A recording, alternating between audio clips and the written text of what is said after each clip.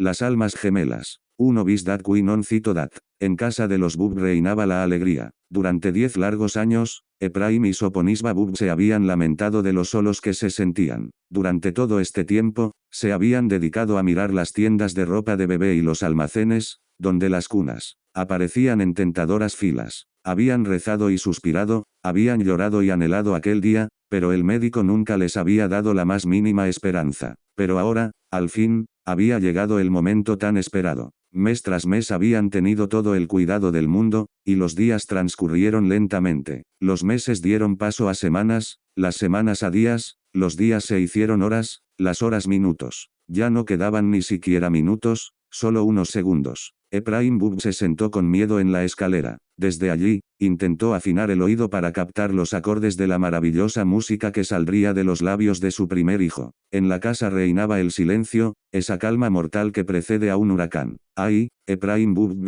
¿No pensaste nunca que algo podía destruir para siempre la paz y la alegría de tu hogar, y que abrirías tus ojos atónitos a las puertas de esa maravillosa tierra donde reina la infancia, donde el niño tirano, con un simple movimiento de su manita y con su aguda vocecita condena a sus padres a la bóveda mortal bajo los fosos del castillo? Tan pronto como piensas en ello, palideces. Cómo tiemblas al sentirte al borde del abismo. Si pudieras volver al pasado. Pero, escucha, para bien o para mal, la suerte ya está echada. Atrás quedan por fin largos años de espera y súplica. Del interior de la alcoba sale un grito desgarrado que se repite poco después. Ephraim, ese grito es fruto del esfuerzo de unos labios infantiles que no están aún acostumbrados a la lucha, es una forma de articular la palabra padre. Cuando más nervioso estabas, se desvanecieron todas tus dudas. Cuando venga el médico, mensajero de la dicha, te encontrará radiante ante este nuevo gozo recién llegado. Querido amigo, permítame felicitarle. Le doy mi enhorabuena por partida doble. Señor Bub, han tenido gemelos. Días de Alción,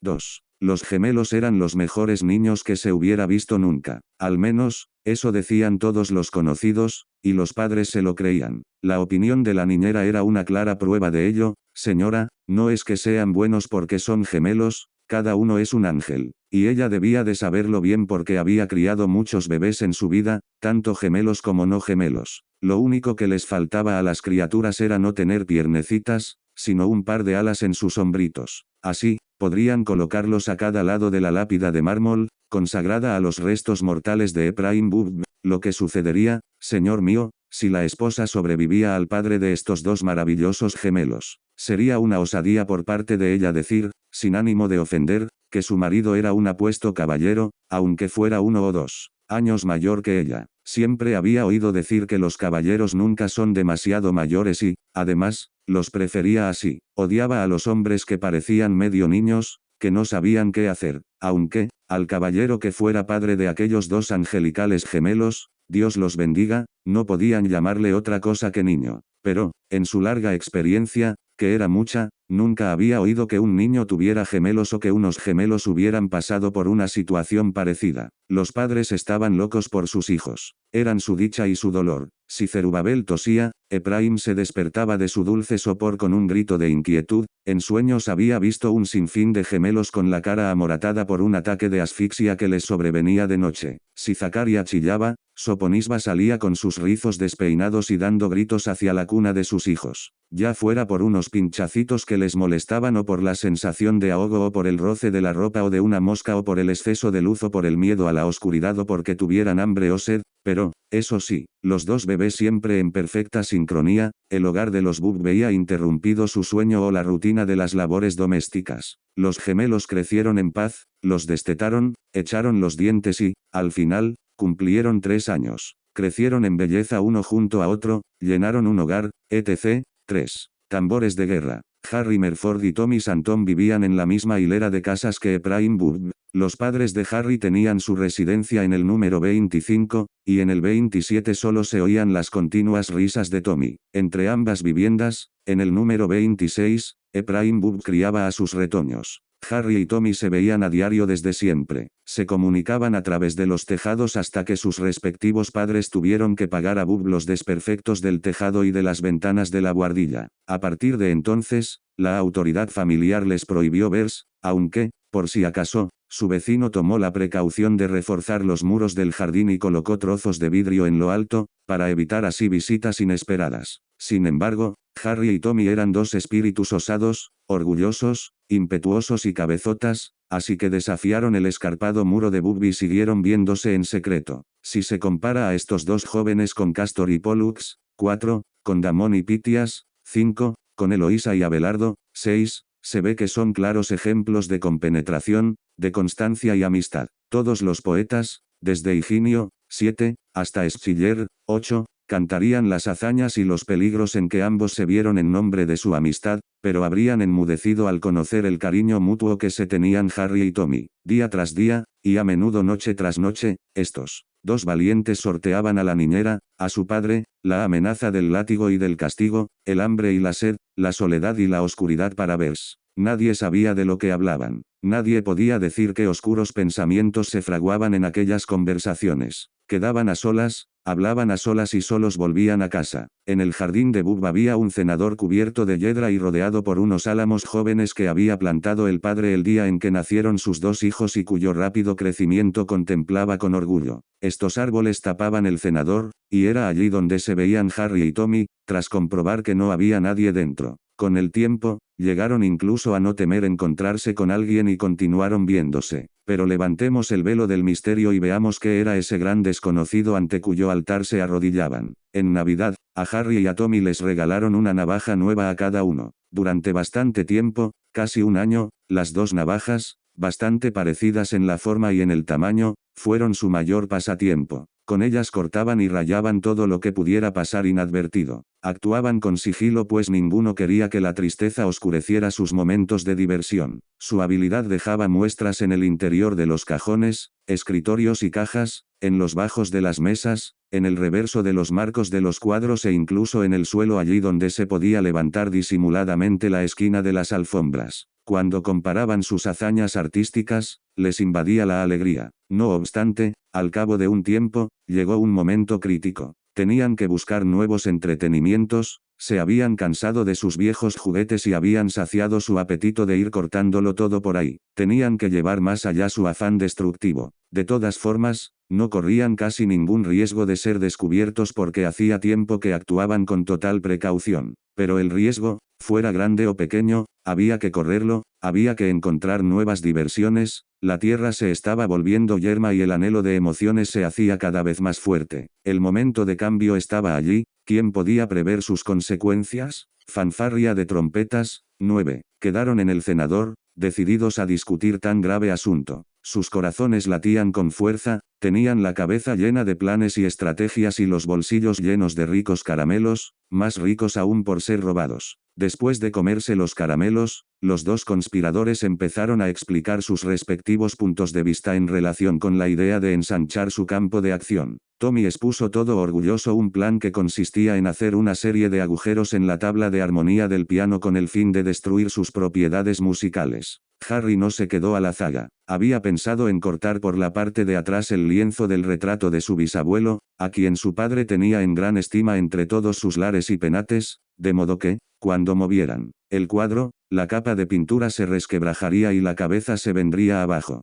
A esas alturas de la reunión, Tommy tuvo una idea brillante. ¿Por qué no duplicamos la diversión y sacrificamos en el altar del placer los instrumentos musicales y los cuadros familiares de las dos casas? La idea cuajó y la reunión se aplazó para ir a cenar. La próxima vez que se vieron, se dieron cuenta de que había una pieza que no encajaba en el plan, que había algo corrupto en el estado de Dinamarca. 10. Tras un momento de discusión, reconocieron que la vigilancia materna había echado por tierra todos sus planes. Sus madres habían descubierto en parte sus planes y les habían reñido mucho. Por este motivo, tuvieron que abandonar su plan. Hasta ese momento, por lo menos, su fuerza física, cada vez mayor, había permitido a los dos reformadores reírse de las amenazas y prohibiciones de sus padres. Los dos desolados jóvenes sacaron sus navajas y se quedaron contemplándolas. Con tristeza, se quedaron pensativos, como otrora le ocurriera a Otelo. 11. Cuando vio alejarse para siempre todas las posibilidades de conseguir honor, gloria y triunfo. Compararon sus navajas como hace el típico padre al que se le cae la baba por su hijo. Allí estaban, iguales en tamaño, resistencia y belleza, sin la más mínima mancha de óxido, bien brillantes, y con la hoja como la espada de Saladino. 12. Eran tan idénticas que, de no ser por las iniciales que llevaban grabadas en el mango, ninguno de los dos habría sido capaz de reconocer la suya. Después de un rato, cada uno se puso a alardear de las grandes cualidades de su arma. Tommy insistía en que la suya estaba más afilada, mientras que Harry afirmaba que la suya era la más resistente de las dos. Poco a poco, aquella disputa verbal se fue caldeando, hasta que el genio de Harry y Tommy salió a relucir y les invadió un sentimiento de odio. En ese momento, el ambiente se enrareció con un espíritu propio de otros tiempos, que llegó a penetrar incluso en el oscuro cenador de Bub. Ese espíritu les susurró al oído antiguas consignas del rito del sufrimiento y, de repente, el odio se calmó. Por algún inexplicable impulso, los muchachos decidieron que debían poner a prueba la calidad de sus navajas. Dicho y hecho.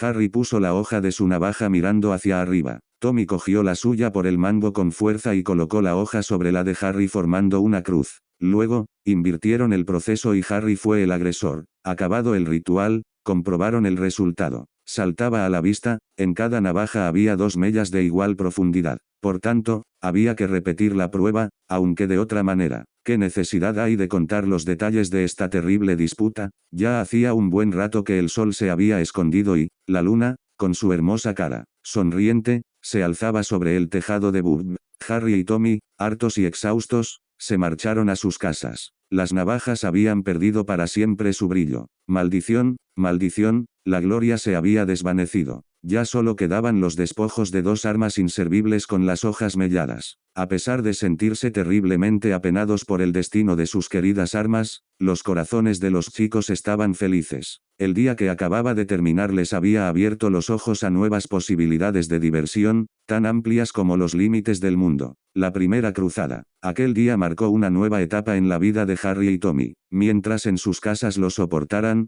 su nueva diversión iba a seguir adelante. Con mucha sutileza, se fueron haciendo a escondidas con las piezas de la cubertería familiar que ya no usaban, y las fueron llevando, una a una, a sus citas secretas. De la alacena del mayordomo salían limpias e inmaculadas pero luego no volvían igual. Con el paso del tiempo ya no quedaron más objetos punzantes, y los muchachos tuvieron que volver a echar mano de su imaginación. Pensaron lo siguiente: el juego de la navaja ya no tiene ningún secreto, pero vamos a seguir disfrutando cortando las cosas. Sí, vamos a hacer algo diferente, vamos a seguir divirtiéndonos, pero con otros objetos que no sean las navajas. Estaba decidido. En adelante, no fueron las navajas las que atrajeron la atención de los dos impetuosos jóvenes. Ahora lo que hacían era machacar y deformar las cucharas y tenedores, las pimenteras luchaban en combate contra las pimenteras, y luego las retiraban moribundas del campo de batalla. Las palmatorias se encontraban en medio de la lucha y ya no salían de la tumba. Incluso los fruteros servían como armas en esta cruzada. Pero se volvió a agotar todo lo que había en la alacena del mayordomo. Empezó una nueva estrategia de destrucción que, en poco tiempo, acabó con todo el mobiliario de los hogares de Harry y Tommy. La señora Santón y la señora Merford empezaron a darse cuenta de que el destrozo era desmesurado. Todos los días parecía ocurrir una nueva desgracia doméstica. Un día era la edición de un libro valiosísimo, cuyas lujosas tapas lo hacían digno de aparecer expuesto en un museo. El que sufría un percance inexplicable, aparecía con las esquinas rotas y con el canto desprendido o sin él. Al día siguiente, el mismo destino horrible lo corría algún marco en miniatura. Al otro día, eran las patas de una silla o de una mesa en forma de araña las que mostraban signos de violencia. Los lamentos salían incluso del cuarto de los niños. Era algo que ocurría a diario. Cuando las niñas se iban a la cama por la noche, dejaban encima con mucho cuidado sus queridas muñecas pero, al despertarse, se encontraban con que ya no quedaba nada de toda aquella hermosura, les habían amputado las piernas y los brazos. y de sus caras había desaparecido toda apariencia humana. A continuación, empezaron a desaparecer las piezas de la vajilla. No se pudo encontrar al ladrón. Le echaron la culpa a los mayordomos y se lo descontaron del sueldo, que comenzó a ser más nominal que real. Mientras la señora Melford y la señora Santón se dolían de tanta desgracia, Harry y Tommy gozaban cada vez más con los destrozos que causaban, y apilaban sus trofeos, cada vez en mayor número, en el escondido cenador de Bub. Se habían aficionado hasta tal punto a cortar las cosas que aquel pasatiempo se convirtió para ellos en una obsesión, en una locura, un frenesí. Y llegó el aciago día. Los mayordomos de las casas de los Melford y los Santón, atormentados por las constantes desapariciones de objetos y por las continuas quejas, al ver que los descuentos que se les aplicaban en sus sueldos eran mayores que sus salarios, optaron por buscarse una nueva ocupación donde, si no llegaban a cobrar un sueldo aceptable o no se reconocía su labor, sí al menos no perderían dinero ni su reputación. Así, antes de devolver las llaves de la casa y los otros objetos que se les habían confiado, pasaron a revisar sus cuentas con el fin de asegurarse de que todo estaba en orden. Es fácil imaginar su inquietud al comprobar hasta dónde habían llegado los estragos. Si su angustia por el presente era terrible, mayor era su amargura cuando se paraban a pensar en el futuro. Les falló el corazón, arqueado por el peso del dolor, sus fuertes mentes, que antaño habían vencido a enemigos más mortales que la pena, se vinieron abajo, sus fornidos cuerpos se desplomaron en el suelo de sus habitaciones. Al día siguiente, ya casi de noche, los señores requirieron sus servicios. Los buscaron en el cenador y en el vestíbulo y, al fin, los encontraron a ambos tirados en el suelo. Pero ay de la justicia. Los acusaron de estar borrachos y de haber roto, mientras se encontraban en tal estado, todos los objetos que estaban a su alcance. ¿Acaso no eran evidentes las pruebas de su culpabilidad a la vista de tal destrozo? Los acusaron de todas las desgracias acaecidas en las dos casas. Tommy y Harry negaron tener nada que ver y, cada uno en su casa, siguieron con su plan. Aliviaron su mente del peso mortal que hasta entonces los había atenazado en secreto. La versión que mantuvieron fue que cada uno de ellos había visto a su respectivo mayordomo, cuando estos creían que nadie los miraba, destrozar los cuchillos de la despensa, las sillas, los libros y los cuadros del salón y del estudio, las muñecas del cuarto de las niñas y los platos de la cocina. Luego, por supuesto, los cabezas de ambas familias reclamaron que se hiciera justicia. Los mayordomos fueron acusados de embriaguez y de destrozo de la propiedad. Aquella noche Harry y Tommy durmieron plácidamente en sus camitas. Parecía que oyeran el susurro de los ángeles, porque sonreían como si estuvieran perdidos en sueños placenteros. Llevaban en el bolsillo el premio que les habían dado sus padres en señal de orgullo y gratitud. Sus corazones se sentían felices de haber cumplido con su deber. Dulce es el sueño de los justos. Deja que los muertos entierren a sus muertos. 13. Cabría pensar que, a partir de entonces,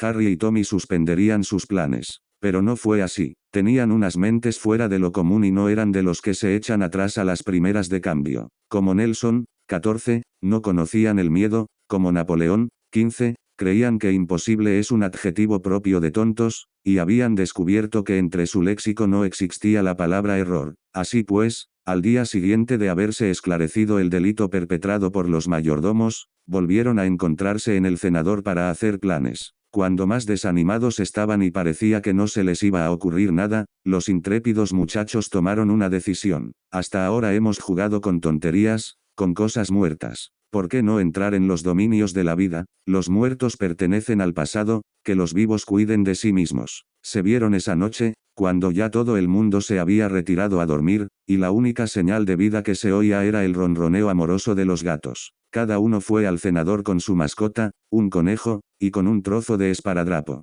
Allí, a la luz de una luna tranquila y silenciosa, comenzaron un rito marcado por el misterio, la sangre y las tinieblas. Le colocaron a cada conejo un trozo de esparadrapo en la boca para que no hicieran ruido. A continuación, Tommy cogió a su conejo por el rabito. El animal, boca abajo, meneaba su cuerpo blanco a la luz de la luna. Harry puso muy despacio a su conejo en la misma posición que el de Tommy, hasta que las cabezas de los animales estuvieron a la misma altura. Pero habían calculado mal. Los chicos sostenían con fuerza a los animales por la cola, pero la mayor parte del cuerpo de los conejos tocaba el suelo. Antes de que las pobres criaturas pudieran escapar, sus captores se abalanzaron sobre ellos. Continuaron la tortura, pero esta vez los sujetaron por las patas traseras. El juego se prolongó hasta altas horas de la noche, cuando por el cielo de Levante empezaron a aparecer las primeras señales del nuevo día. Cada niño sostenía triunfalmente con sus manos el cadáver de su conejito, y lo colocaron en la que durante algún tiempo fuera su conejera. A la noche siguiente, repitieron el juego con un nuevo conejo y,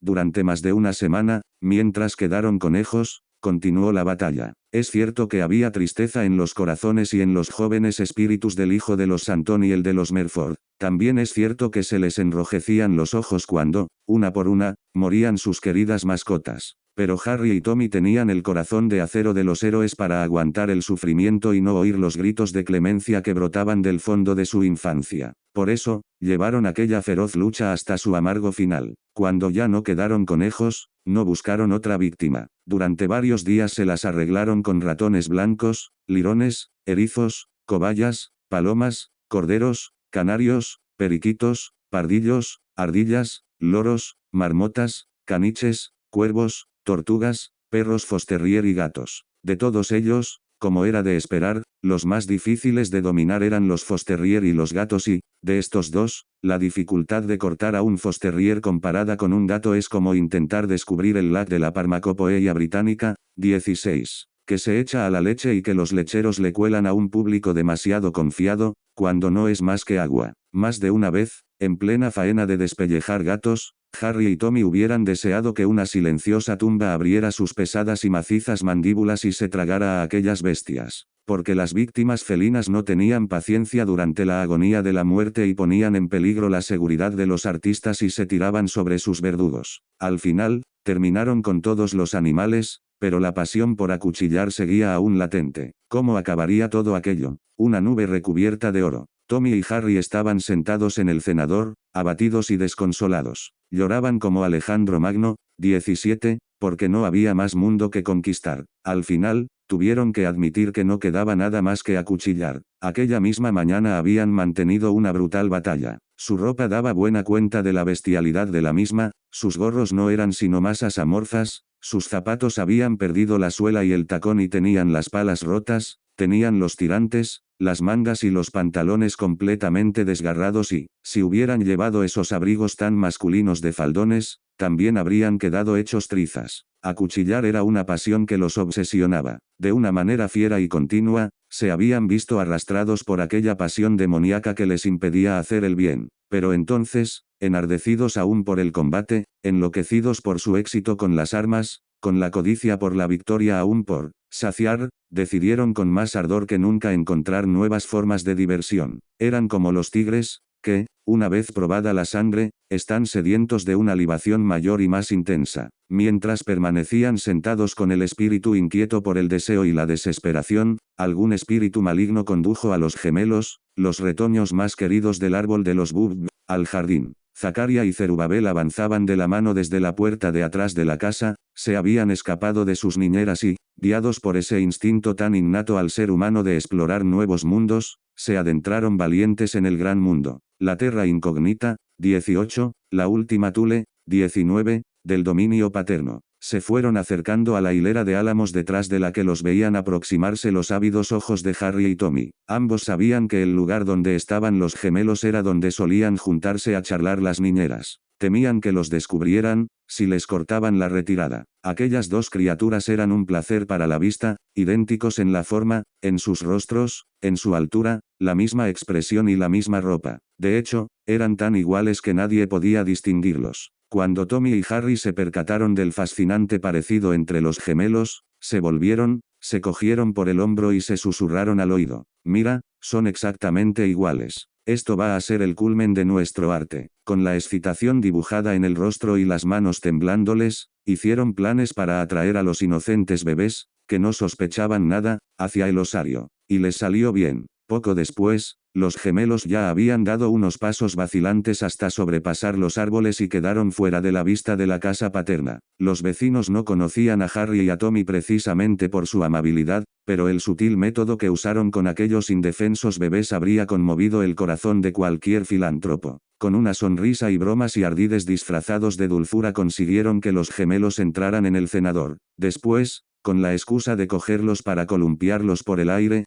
juego que gusta tanto a los niños, los levantaron del suelo. Tommy cogió a Zakaria, mientras su carita de luna sonreía a las telarañas del techo del cenador, y Harry, con gran esfuerzo, levantó al querubín de Zerubabel. Ambos tomaron aliento para llevar a cabo aquella gran empresa, Harry para actuar y Tommy para soportar la impresión. Zerubabel daba vueltas por el aire alrededor de la cara decidida e iluminada por el placer de Harry. A continuación, se produjo un estruendo repugnante y el brazo de Tommy cedió. El pálido rostro de Zerubabel cayó justo encima del de Zakaria. Tommy y Harry eran por aquel entonces artistas con una dilatada experiencia, demasiada como para perderse el más mínimo detalle. Las naricillas regordetas se achataron, las mejillas regordetas se aplastaron. Cuando un instante después los separaron, las caras de ambos bebés estaban cubiertas de sangre reseca. El ambiente se llenó de tales chillidos que bien podrían haber despertado a los muertos. Inmediatamente, llegó de la casa de los Bubble el eco de unos gritos y el ruido de unos pasos. A medida que los pasos se aproximaban,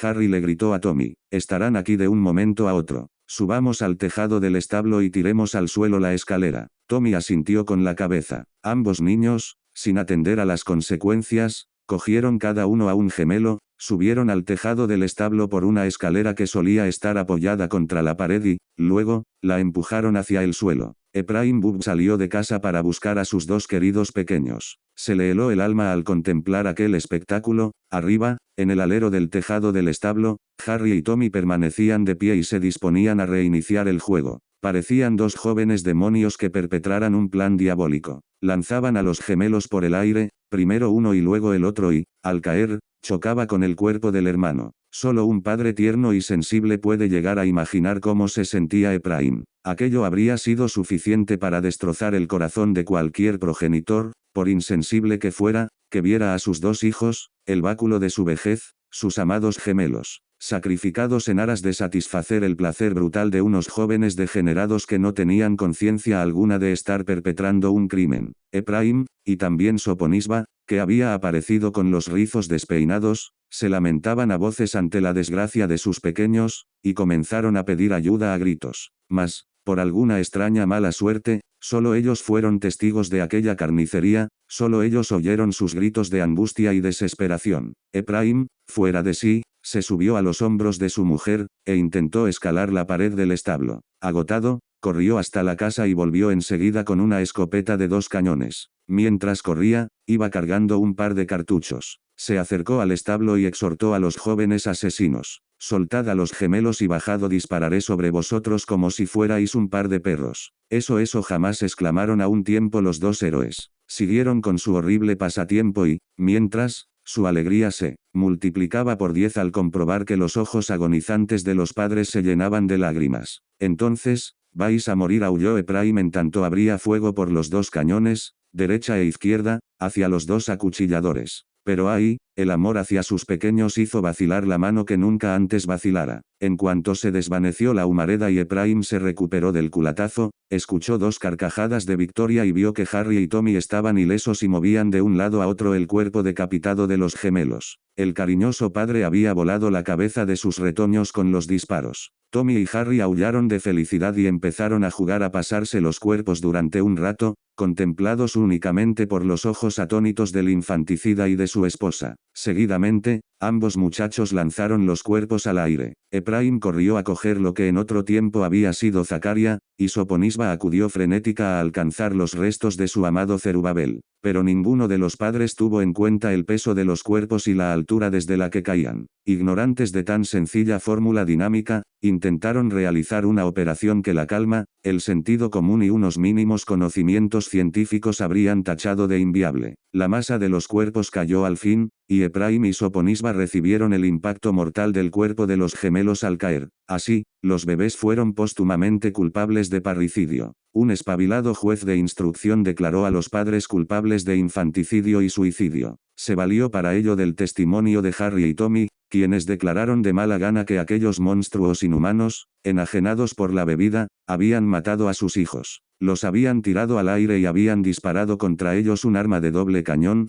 que previamente habían robado, y los cuerpos de los bebés les cayeron encima como una maldición. Después, Se habían matado entre sí con sus propias manos. A Ephraim y a Soponisba se les negó el consuelo de un sepelio cristiano y se les enterró con un mínimo ritual. Cercaron su tumba sin bendecir con estacas para dejarlos allí hasta el día del juicio final. Harry y Tommy fueron reconocidos con honores nacionales y los nombraron caballeros, a pesar de su edad. La fortuna pareció sonreírles durante largos años. Vivieron hasta muy mayores, con buena salud y amados y respetados por todos. A menudo, en las soleadas tardes de verano, cuando toda la naturaleza parecía descansar, cuando el tonel más viejo estaba abierto y la lámpara más grande permanecía encendida, cuando las castañas se tostaban en los rescoldos y al niño se le hacía la boca agua, cuando sus bisnietos hacían como si arreglaran el cenador imaginario y recortaran el penacho ficticio de un casco, cuando las lanzaderas de las buenas esposas de sus nietos destellaban cada una en su rueca, solían contar entre gritos y carcajadas la historia de las almas gemelas o la maldición de la doble identidad.